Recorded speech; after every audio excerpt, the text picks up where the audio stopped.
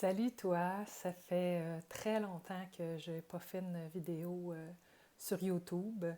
J'ai délaissé un peu YouTube pour m'en aller vers d'autres plateformes, d'autres réseaux sociaux, puis être active ailleurs.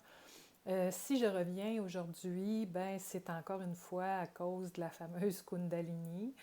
Euh, les seules raisons pour lesquelles je continue à faire des partages sur YouTube, c'est à cause de ce sujet-là. Parce que sinon, les vidéos que j'ai faites sur d'autres sujets que ceux-là, qui moi me tiennent à cœur, ne semblent pas trouver d'auditoire ici sur YouTube. Les seules vidéos qui suscitent un certain intérêt, c'est ceux qui traitent de la Kundalini. Donc, je vais revenir avec la Kundalini une fois de plus pour une vidéo qui, je ne sais pas s'il sera très long ou très court, j'ai aucune idée. Et pourquoi j'ai décidé de revenir encore une fois sur ce sujet-là et de faire une autre vidéo, c'est que, bon, j'ai encore vu récemment passer des trucs un peu, je vais employer le terme aberrant, ici sur YouTube au sujet de la Kundalini, parce que naturellement, comme je fais des vidéos sur ça, ben l'algorithme m'envoie beaucoup de vidéos sur le sujet, fait que je vois passer vraiment beaucoup de trucs lorsque je débarque ici sur YouTube.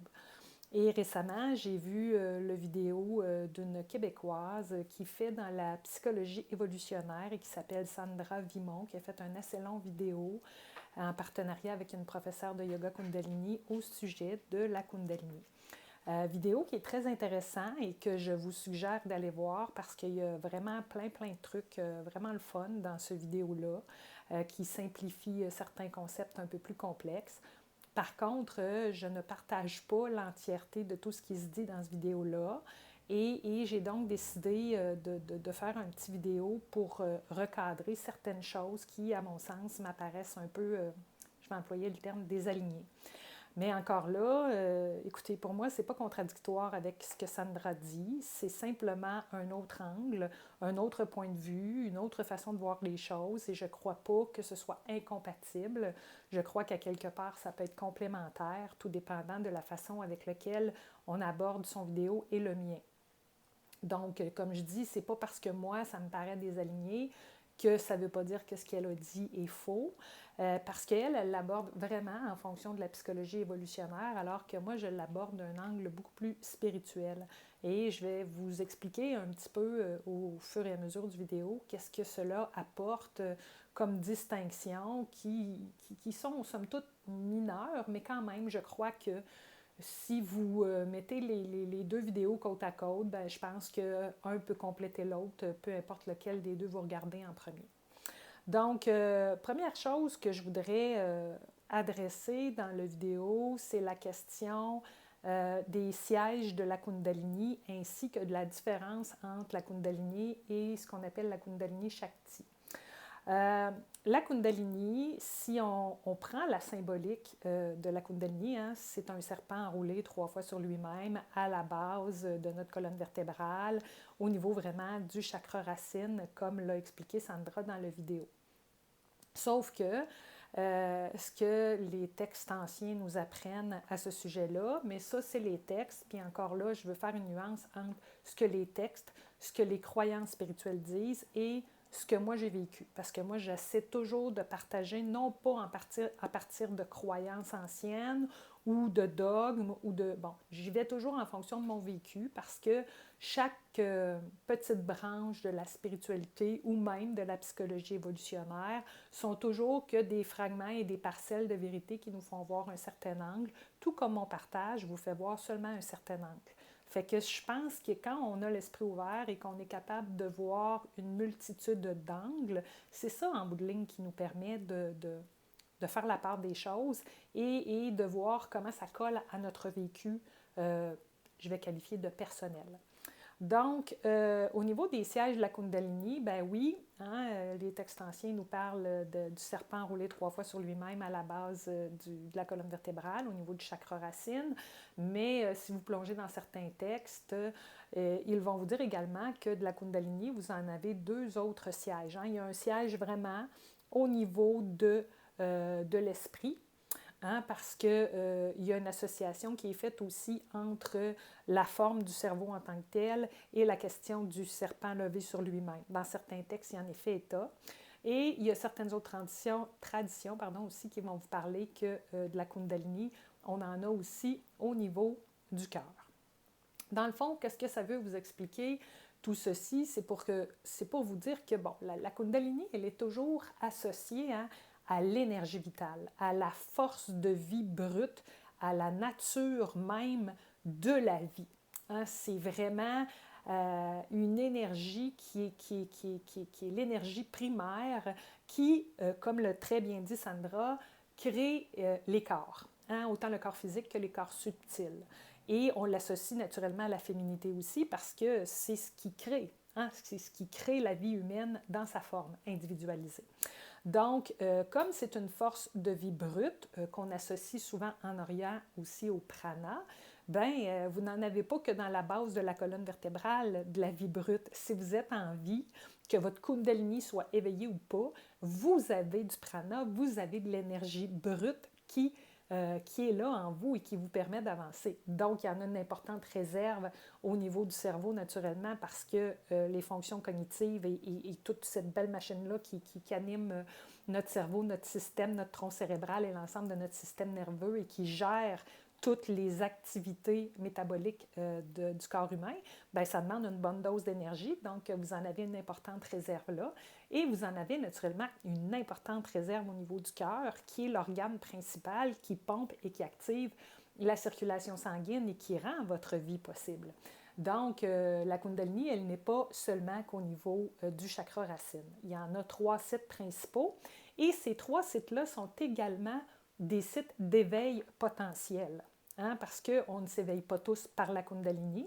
Beaucoup, et le supramental mise beaucoup là-dessus, beaucoup vont s'éveiller au niveau de l'esprit et certains vont s'éveiller au niveau du cœur. Donc, de l'éveil, là, il y en a dans ces 3 sites-là qui peuvent se manifester et on ne s'éveille pas que par la Kundalini. Mais à quelque part, on s'éveille toujours par la Kundalini parce qu'à partir du moment où une réserve plus importante, que ce soit au niveau de l'esprit ou au niveau du cœur, s'active pour vous amener dans un processus d'éveil, c'est toujours et encore l'énergie de vie à quelque part qui vous drive et qui vous anime dans un processus d'éveil. Donc ça, c'est la première chose que je voulais dire. Donc, pourquoi on l'associe maintenant au serpent enroulé 3 fois au niveau du chakra racine ou à la base de la colonne vertébrale au niveau du coccyx? Bien, le serpent, hein, il est représentatif de l'inconscient. Et l'inconscient, bien, souvent, il est agité. Il est agité par des événements de vie qui sont plus difficiles. Et pourquoi, dans les années dans l'ère dans laquelle on se trouve, pourquoi on se retrouve avec des éveils de Kundalini peut-être plus fréquents ou des activations de Kundalini plus fréquentes, spontanées et non sollicitées, comme moi j'ai vécu et comme bien d'autres gens l'ont vécu, c'est qu'à un moment donné, au niveau de l'être, de la globalité de votre être, celui-ci a un certain seuil de tolérance à la douleur. Et plus on rentre dans des zones de souffrance, que ce soit au niveau physique ou psychologique, plus on agite à quelque part les fondements de notre être dans les couches les plus profondes et dans les couches les plus inconscientes. Donc, à un moment donné, quand il y a une limite qui est atteinte au niveau de la souffrance, il y a un retournement naturel de la conscience sur elle-même qui va faire en sorte de vous amener d'une façon ou d'une autre dans un certain processus d'éveil de conscience. Donc, le serpent, ben, il est associé à l'inconscient. Et l'inconscient, il est logé dans nos profondeurs. Donc, c'est pourquoi, au niveau de la symbolique, c'est illustré comme étant vraiment le serpent à la base de notre être, au niveau de, justement, oui, un peu la question de l'énergie sexuelle, parce que l'énergie sexuelle, on s'entend que ça vient toucher vraiment nos besoins primaires et qu'il y a beaucoup de pulsions et une certaine forme d'animalité aussi qui est associée à ça. Mais bon, je ne veux pas rentrer trop dans les questions de symbolique. Là, je ne suis pas ici pour faire une analyse de la psychologie analytique. Donc, mais quand même, je voulais préciser dans un premier temps que de la Kundalini, vous n'en avez pas juste au niveau des centres inférieurs, vous en avez au niveau du cœur, puis vous en avez aussi au niveau du cerveau. La différence maintenant entre la Kundalini et la Kundalini Shakti, c'est que lorsqu'il y a une activation ou un éveil de l'énergie de la Kundalini, bien, ça vous amène automatiquement dans un processus d'éveil. Et si vous entrez dans un processus d'éveil, peu importe comment vous entrez dans un processus d'éveil, que vous en soyez conscient ou pas, il y a une activation à quelque part de l'énergie de la Kundalini, hein, qui est l'énergie pranique à quelque part. Et ça, ce que ça fait, c'est que lorsqu'il y a une certaine forme ou un début de retournement de la conscience sur elle-même, bien, ce qui va se passer, c'est qu'à quelque part, euh, il y a une purification qui va se faire au niveau de l'organisme.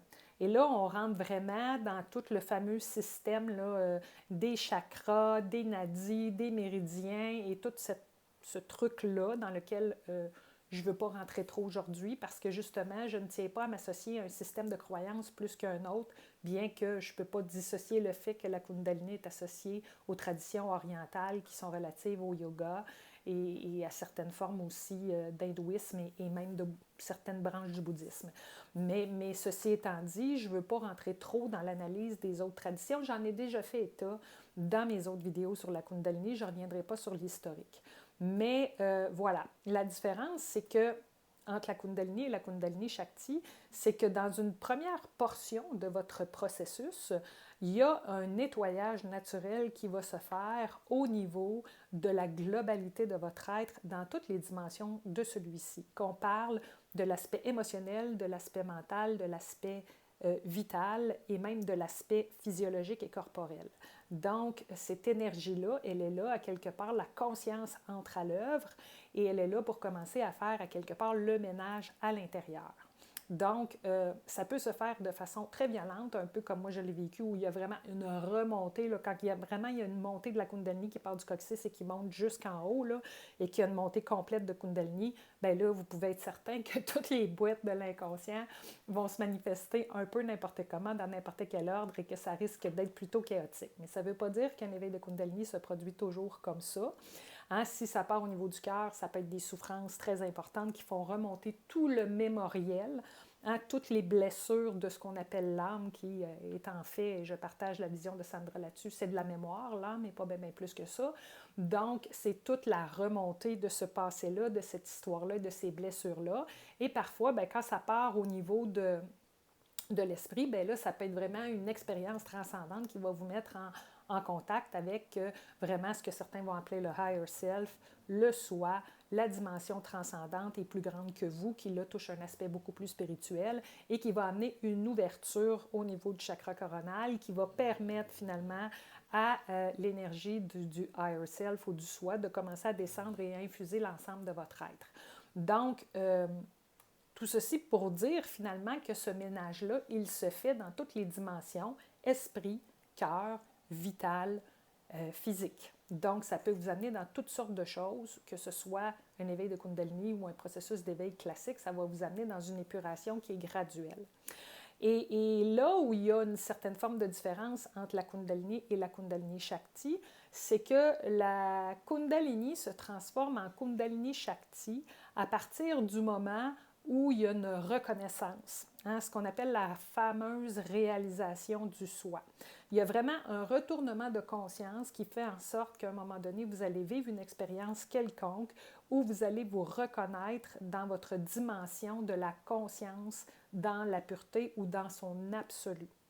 À partir du moment, ce que certains vont appeler la source, l'univers ou Dieu, en tout cas, bref, ça n'a pas vraiment d'importance, vous donnez le nom que vous voulez à ça en fonction de vos croyances et de la façon dont vous voyez ça. Mais à partir du moment où il y a cette espèce de retournement et de reconnaissance de la nature unitaire de la conscience, vous vous reconnaissez comme étant la conscience, bien là, à ce moment-là, il y a vraiment quelque chose qui va se passer. Parce que là où je fais une certaine distinction avec Sandra, Sandra parlait dans son vidéo, elle parlait de l'aspect de la Kundalini comme étant la force de vie, hein, comme étant l'énergie primaire et cette manifestation-là qu'elle associait à une certaine forme de respiration et j'ai trouvé l'image vraiment très belle, c'était vraiment une très belle image et elle faisait une distinction avec ça et la conscience. Mais il n'y en a pas de distinction à faire parce que vous parliez de l'aspect non manifesté de la conscience ou de l'aspect manifesté de la conscience, on parle toujours de la conscience, elle est unitaire de par sa nature elle-même. Et la Shakti, ce n'est que la représentation manifestée de la conscience dans son aspect impersonnel et non manifesté. Donc, à partir du moment où vous vous reconnaissez, que vous avez cette réalisation-là, ce qu'on appelle souvent en spiritualité la réalisation du soi, à ce moment-là, il va vraiment y avoir un déploiement de ce qu'on appelle la Kundalini Shakti. Et la Kundalini Shakti, elle, ce qu'elle va faire, c'est que vraiment, elle va rapatrier toutes les énergies dans votre centre. C'est ça qu'elle fait. C'est ça la différence entre le nettoyage préliminaire qu'il y a au niveau de l'activation de l'énergie pranique de la Kundalini, qui est là pour commencer à faire un certain déblayage, si on veut, travail de préparation, et le retournement de conscience, la reconnaissance de la nature unitaire de la conscience et le déploiement de cette force-là, que certains vont appeler une force divine, mais en tout cas, bref, vous le voyez comme vous voulez, qui, elle, tranquillement, pas vite, va vraiment rentrer de plus en plus en profondeur pour, tranquillement, pas vite, rapatrier toutes les énergies vers le centre du cœur.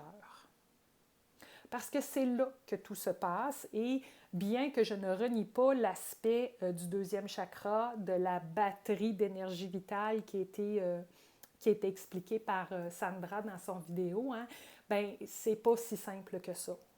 Parce que dans le fond, j'ai fait un petit croquis qui pour tenter de vous l'illustrer, parce que, bon, tout le monde fait ça, des petits croquis quand il est question de Kundalini. Donc, vous avez vraiment un être humain qui est dans sa forme et est là pour s'ancrer dans un plan de réalité qu'on appelle la vie sur Terre. Et cet individu-là, finalement, une fois que la Kundalini Shakti se déploie, qui a eu reconnaissance de la nature unitaire de la conscience, qu'est-ce qui va se passer? C'est qu'elle va vraiment tenter de rapatrier les énergies. Vous voyez, il y a 2 triangles ici qui sont souvent les triangles qui sont décrits en yoga pour expliquer un peu le processus. C'est que d'une part, vos énergies inférieures vont vraiment se focaliser, il va y avoir un nettoyage, une reconcentration au niveau du cœur pour que dans votre être, dans les aspects physiques, vital, émotionnels, et mental inférieur, vous ayez vraiment une bonne structure, un bon être qui est bien ancré dans la réalité et qui, au niveau des chakras supérieurs, qui sont finalement le cœur, l'expression au niveau de la gorge, la vision claire au niveau de l'esprit et la connexion à plus grand que soi, qui est un déploiement de ces énergies-là vers le haut à partir du cœur et que finalement l'esprit supérieur puisse infuser au niveau du cœur pour que vous puissiez finalement rayonner de votre véritable essence et aussi manifester quelque chose en ce monde, pas juste en rester à planer au niveau des sphères supérieures, méditatives, de l'observation, rester planqué en conscience dans l'aspect le non-duel que j'ai déjà évoqué où les gens sont fortement déconnectés, pas du tout ancrés, et non plus pas en rester simplement au petit personnage qui, bien qui touche à sa vérité, touche à une vérité qui n'est pas tout à fait encore très, très alignée, qui n'est pas dans une verticalité. Donc, c'est un peu ça la distinction vraiment entre la Kundalini et la Kundalini Shakti. Donc, conscience manifestée, conscience non manifestée, c'est toujours de la conscience. Qu'on parle de Kundalini Shakti ou qu'on parle de conscience supramentale, c'est toujours la même dynamique. Il n'y a pas de distinction à faire en bout de ligne. La conscience, elle est unitaire. Ensuite de ça, j'aimerais en venir, et là, je déborde du simple vidéo de Sandra et je fais référence à beaucoup d'autres vidéos que j'ai vues récemment circuler, au fameux mouvement de la Kundalini. Les gens ont beaucoup de controverses sur le web. Moi, je sens ma Kundalini bouger de telle façon. D'autres disent non, non, moi, ma Kundalini circule très bien. En tout cas, bref, on en entend pour tous les goûts. Et je crois que les gens ont beaucoup de difficultés peut-être encore à appréhender d'une certaine façon le vécu intérieur et ce qui se passe au niveau organique et vital et à bien comprendre ce qui se passe en eux. Et ils font une grande confusion entre la Kundalini et ce qu'on appelle les vayus. Les vayus en yoga, ce sont des mouvements, ce sont des souffles intérieurs, ce sont des mouvements naturels dans l'organisme qui sont là pour réguler toutes les fonctions de l'organisme au niveau respiratoire, au niveau cardiovasculaire, au niveau métabolique, bref, etc., etc. Donc, les vayu, ce sont des mouvements, il y en a 5, je ne ferai pas un cours sur les vayu ici, mais ces mouvements-là, ils sont naturels, ils sont cycliques, ils fonctionnent sur un cycle circadien dans l'organisme pour réguler l'organisme. Et ça bouge toujours. Et si vous vous mettez à observer ça, bien, vous pouvez observer ça jusqu'à la fin de vos jours parce que c'est des mouvements qui régulent l'organisme. Mais ce n'est pas la Kundalini. Parce que la Kundalini, ce qu'elle fait, c'est qu'elle ramène toutes vos énergies au niveau du cœur. Et plus la Kundalini se développe en Kundalini Shakti et qu'elle se déploie, moins il y en a de mouvement. Il n'y en a pas de mouvement. Vous êtes dans votre être plein et entier, qui est stable, qui est immobile, qui est solide, qui est ancré et qui se déploie dans la vie. Il n'y en a pas de mouvement. Il n'y en a pas. L'être, c'est immuable. L'être, dans sa dimension divine, c'est intemporel, c'est immuable, c'est inaltérable, c'est d'une stabilité et d'une solidité qui fait que rien ne bouge en vous. Quand vous vous repliez sur cette dimension-là de vous, c'est l'immobilité, le calme, la paix et la béatitude. Il n'y a pas de mouvement. Donc, arrêtez de parler de mouvement de Kundalini, là. Il n'y en a pas de mouvement. Une fois que la Kundalini elle est déployée, elle est stable, il n'y a rien qui bouge en vous. Fait que ça, c'est vraiment... ou ceux qui disent « Ah, ben elle circule très bien ». Non, non, ça, c'est les vayu encore. C'est les mouvements de l'organisme que vous sentez en vous, ou les fameux kriyas auxquels j'ai déjà référé, hein, les gens qui vont vous parler de tous les mouvements de convulsion qu'ils ont, les spasmes et tout ça. Ça, c'est les mouvements préliminaires qui viennent avec l'activation de l'énergie de la Kundalini, où là, il y a un déblayage qui se fait au niveau de l'organisme, de toutes les tensions qui l'habitent et de tous les blocages qui habitent l'organisme dans toutes les dimensions de ce qu'il est. Fait que ces mouvements-là, effectivement, c'est l'énergie pranique qui travaille, c'est l'énergie, mais la Kundalini, elle, une fois qu'elle est déployée en Kundalini Shakti, plus ça va, plus vous avancez, et moins ça bouge, cette patente-là. Fait que il n'y a pas à parler de mouvement, il n'y en a pas de mouvement. Parce qu'il y a vraiment une concentration des énergies au niveau du cœur qui fait qu'il y a une partie de vos énergies qui est rapatriée vers le bas pour vraiment asseoir votre être dans le plan de réalité matérielle, dans une solidité. C'est vraiment votre base, votre socle sur lequel va se déployer l'amour.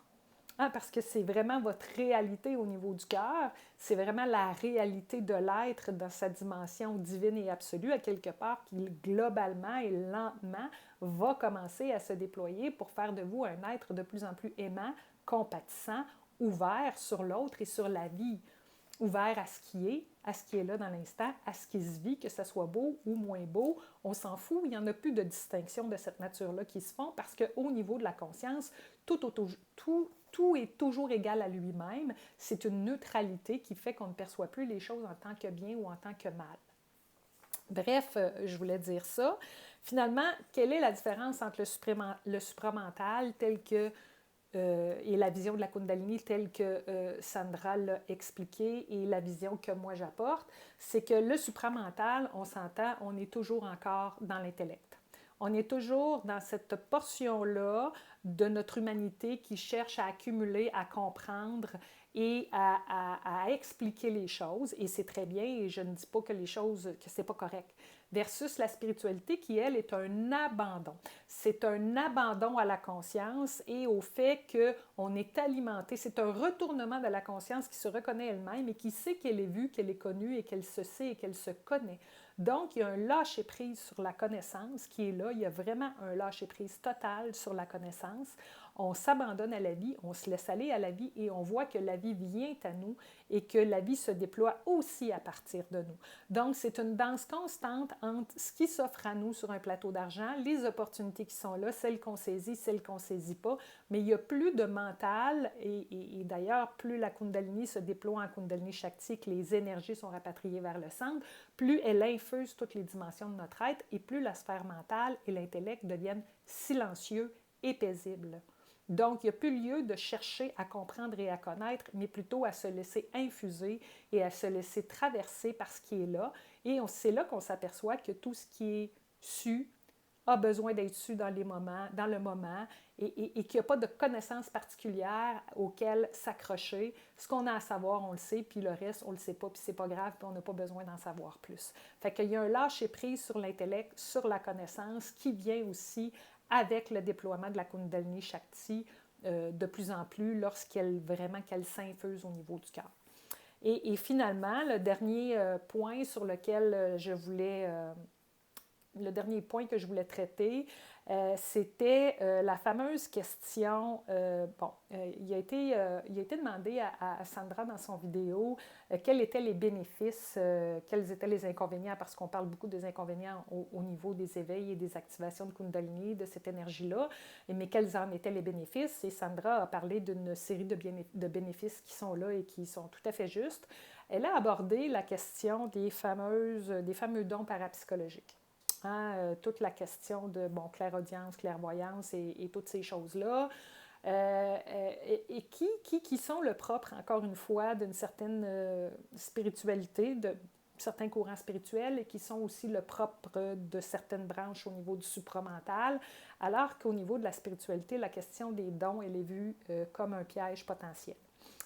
Et c'est tout le lot de ce que certains associent à l'astral. La question des dons est vraiment, mais vraiment relié à cette dimension-là.